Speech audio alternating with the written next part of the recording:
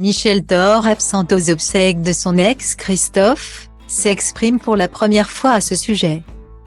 Le 16 avril 2020 est une date que les fans de Christophe ne sont pas prêts d'oublier. Ce jour-là, le chanteur de tubes légendaires tels que les Mots Bleus, Aline ou encore les Marionnettes s'est éteint à l'âge de 74 ans à l'hôpital de Brest.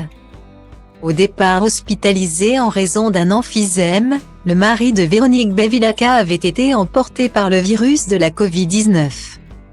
Une maladie que sa veuve avait d'abord cachée, ne voulant pas faire de la mort de son mari un sujet à polémique. Quelques semaines plus tard, le jeudi 7 mai, c'est dans la plus stricte intimité que le chanteur avait été inhumé au cimetière du Montparnasse.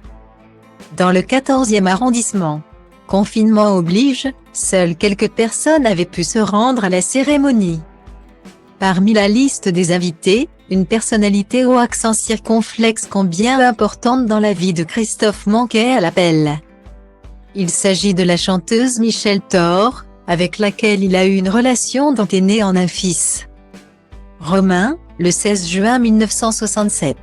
Si ce dernier a déjà été en contact avec Christophe, qu'il a rencontré à plusieurs reprises, il n'a jamais reçu l'amour d'un père pour son fils puisqu'il n'a jamais voulu le reconnaître comme son enfant.